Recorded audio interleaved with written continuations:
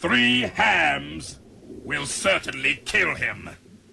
3 hams. Hello and welcome to the Catboy Rants. I originally wasn't going to do this, but had to be done, especially since you all saw how I got about the Gen X movie. Granted, that was a live-action movie, and live-action movies back in 2004 were crap. So, now we're going to talk about Gen 13! Now, Gen 13 was one of those comics that came out.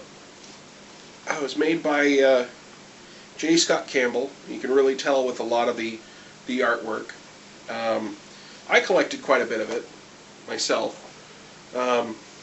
And I will be honest, there was a lot of times where I got it because young me was a horny teenager, and it was one of the comics out there that showed off women in very skimpy outfits.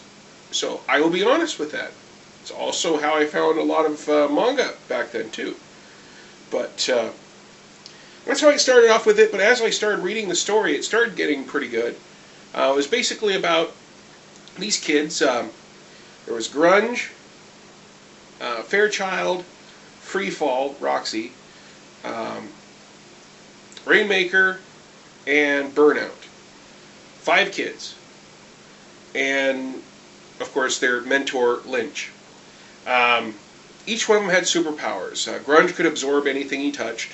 Roxy, Freefall, had gravity powers. Fairchild was super strong and super dense.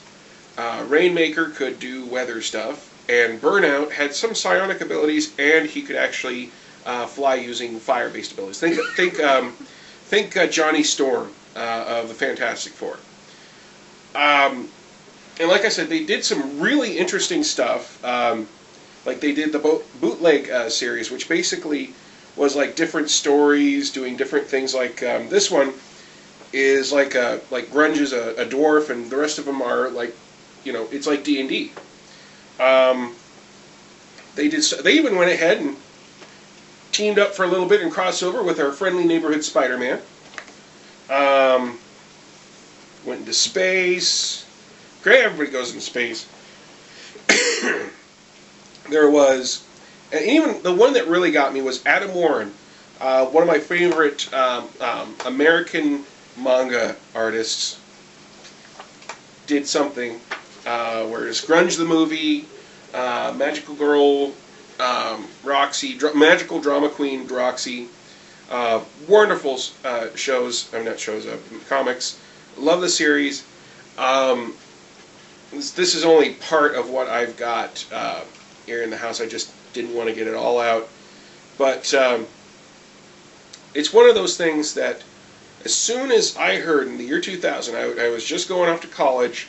I was in college, and somebody told me, hey Ken, they're going to make a Gen 13 movie. And I flipped my shit. I was freaking just happy as hell. Because, it was one of my favorite comics at the time. I didn't like Superman. I'm sorry. Guy's too powerful. Batman, he's really smart and all. He's cool. I still like him. The X-Men, they've been around a bit too long. I really like Wolverine and Deadpool, but that's all okay. Everybody likes those guys. But, it was Image's time. It was time for Image to show what they had. And so I was like, okay, when is it going to come out? I don't know. They keep telling us it's going to push back. So, first time I heard it, it was the year 1999. After that, somebody said it had come out, and I said, okay, when is it going to come to video? Nobody told us. So I waited and I waited and I waited. Nothing happened. Finally I found out it would never be released in America. Really? Shit, we got the frickin' room, man. How did we not get this piece of shit actually brought out? I mean, hell, Generation X got TV. Why is it Gen 13 didn't get at least that? And I thought, well, maybe it's because it's too bad. Maybe because a lot of Image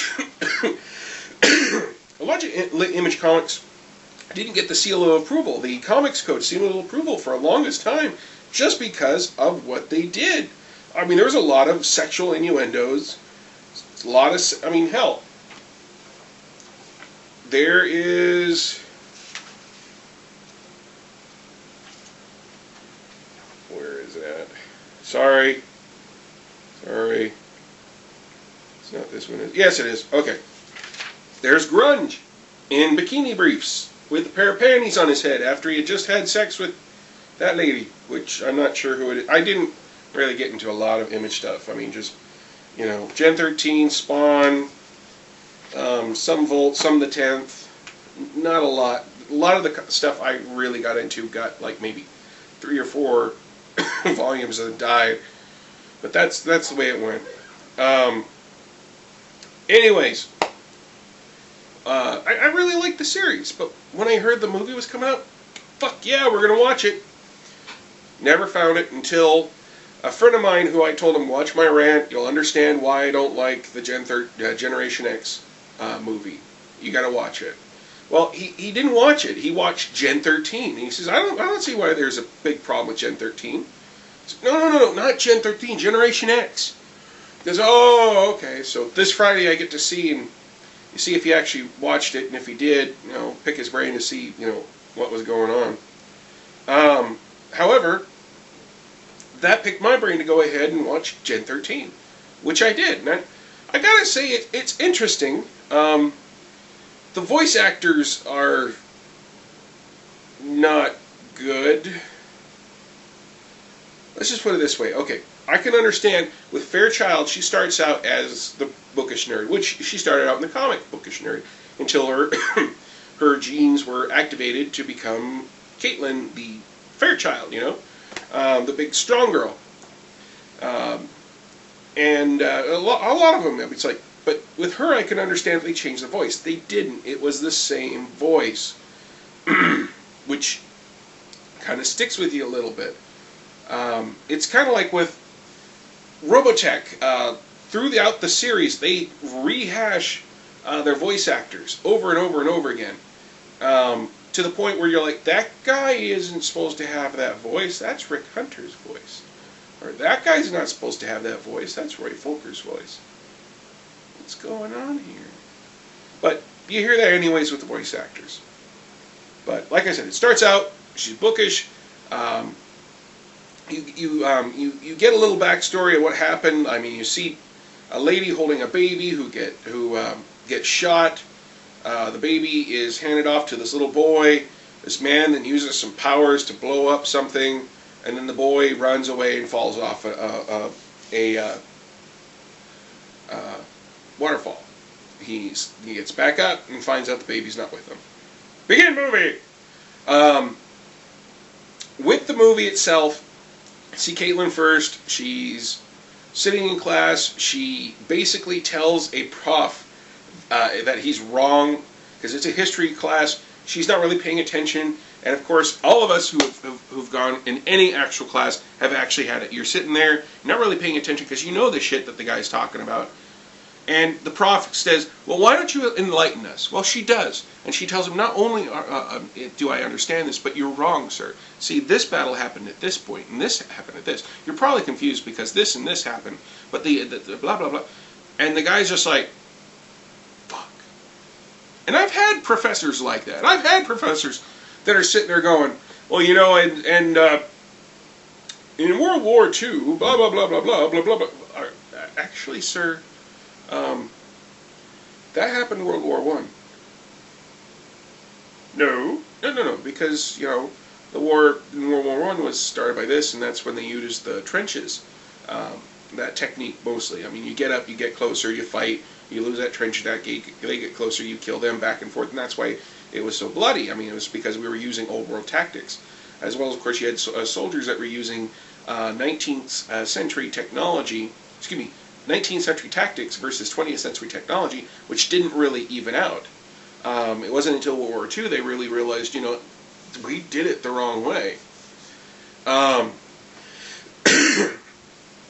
And have the prof just basically look at you. And, of course, next test you have, if you don't do stellar, you're basically going to be told off. But, the reason she's not paying attention in his class is because somebody's come up to her and told her that they would like to get her into the a project. And the thing is, I got to tell you, if somebody had just walked up and says, "Hello there, sir, I would like to go ahead and have you join us with the nerve project. Would you like to join us?" "How do you know my name?" "Well, Mr. Seifring, we just wanted to know if you wanted to join us." What does it entail? Because everything on here just basically says, nothing. The brochure itself doesn't say anything. It shows people flexing and working out. It doesn't say anything about what they're going to do, what they plan on doing. I mean, they could have said, "We are going to go ahead and give you this pamphlet, and it's going to have nothing on there, but we're going to go and inject you with a buttload of drugs. How's that sound?" Kind of good, but, we don't want to deal with that. Why would you even do that? That was like a really crappy army recruiter. Anyways, she eventually does it. This is supposed to be a smart girl, and she does it anyways because she's bored at class. You next get, she meets up with Roxy, she meets up with Grunge, and that's it.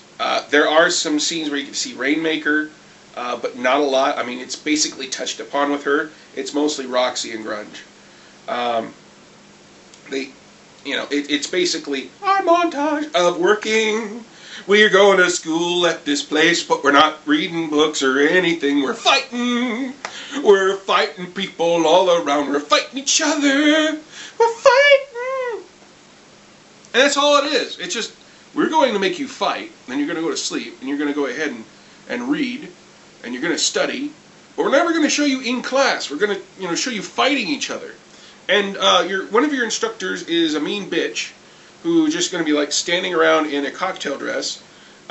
You're going to have Frau Bruja, who's going to stand with you too, who basically is telling you, "You are good peoples. You are very good." And you have Mr. Eyepatch, who you find out later, I won't spoil it, but, fuck it. You find out later he's, one of the bad guys. Oh my god, the guy with the eye patch is the bad guy. Oh no! And he's got a flowing, pompadour that comes out wherever he goes, Goes like this. Oh my god! And also the first time we see him, he crushes a guy's leg. So he's got to be evil. Oh no! But that's a whole montage. It's just them all learning about each other. The voice actress for Fairchild is okay. The voice actress for Roxy is okay. The voice actor for Grunge is spot on retarded. I'm sorry. It's like, whoa, what? What should we do, guys? Oh my, surf's up. Whoa.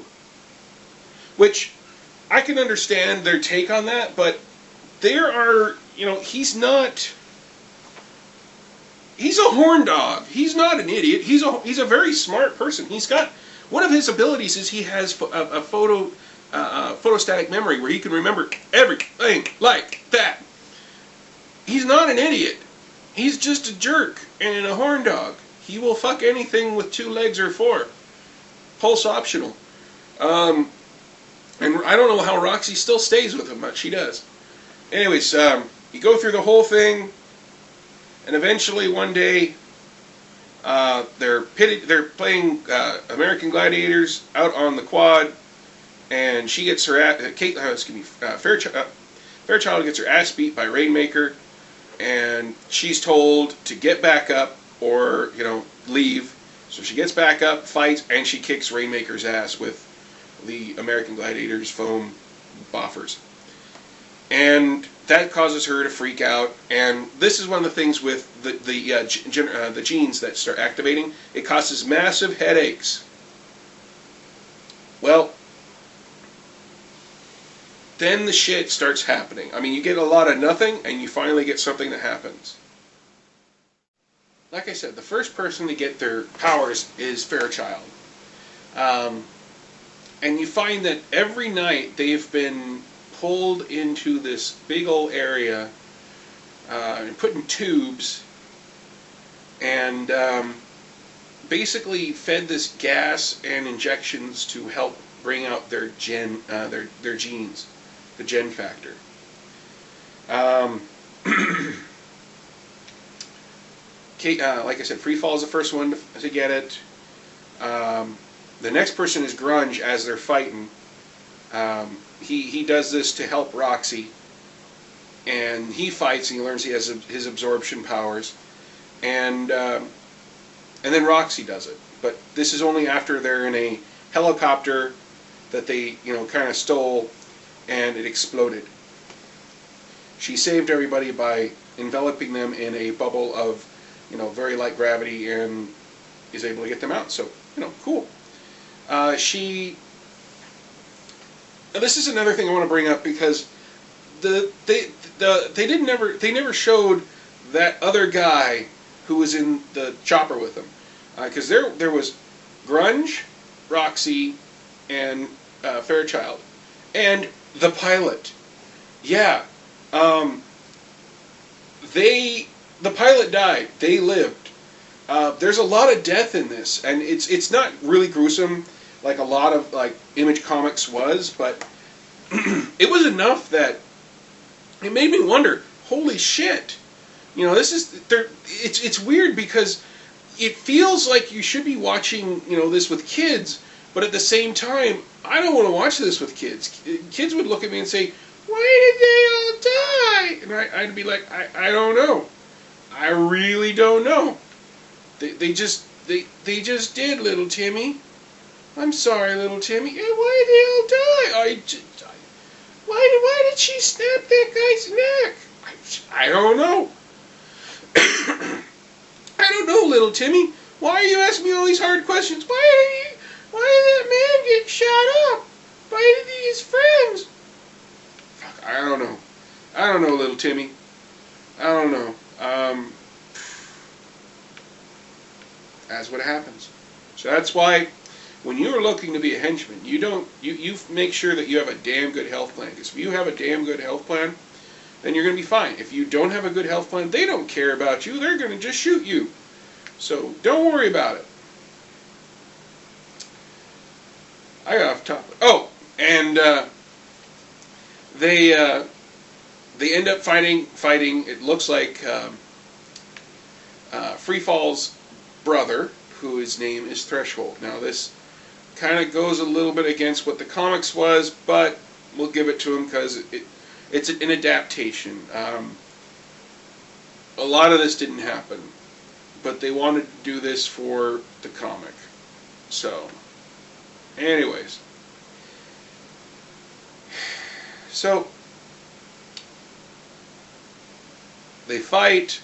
Threshold's about to kill everybody, but is told by Lynch that if he does, he'll be killing his sister, and that everything he's been trying to do is trying to help everybody else, and then at that point he decides he wants to be a good person, so he, decides to help them. The school gets exploded, and it just basically ends. They're told, you are welcome to join us. The three of you have powers. You can join us, government planning. And they're like, well, can we just go home? I'm sorry, you can't do that. The government doesn't allow that. It's basically like saying, we just saved your asses from the bad guys. Great, can we go home and see our family? Fuck no. You have to stay here and fight. But what if we don't want to fight? Don't give a rat's ass. And that's basically it, Like I said, it wasn't a bad movie. It wasn't a good movie. It was just a movie. And you could tell, that if this was ever actually put out for everyone to see in the U.S., then it actually wouldn't hurt the series at all. Myself, I actually enjoyed seeing the group out there. I wish you would have actually seen more of Rainmaker. I mean, hell, you never got to see Bobby. I mean, you never got to see Burnout at all. I kind of wanted to see him. You know, it would have been nice to see Bobby actually do something, because I was kind of thinking this was going to be the origin story for everybody, but it wasn't. It was just, you know, it was just Roxy, Fairchild, and Grudge. Everybody else was basically like, you're there too, but you're not. So, like I said, it's not a bad movie. It's not a good movie. And the only reason that it was never brought out was because Jim Lee wanted to join up and do this through Disney. And Disney said, sure, that's fine. But at the same time, he was going to sell out to DC. And by the time they did that, the movie was basically already done. And Disney said, no, we're not going to do this, because if we do this, DC is our rival company. We do not want to do this. So screw it. We're not going to put out your movie to the American audience. So that's where basically we come to the end, where you know, the only place you'll really get to see it is on YouTube, and even on YouTube, you will only get to see part of the movie. I mean, I got to see points 1 through 9, but I was giving 1 through 10, but I was missing like part 4. And I don't really want to go out there and buy the movie. I would like to buy movies I'd want to watch instead of movies that I feel obligated to watch, since I am I liked the series. It's like if I went ahead and went out and actually bought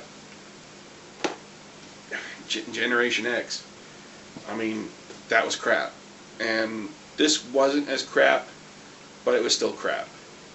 So, animation was, it looked like Disney.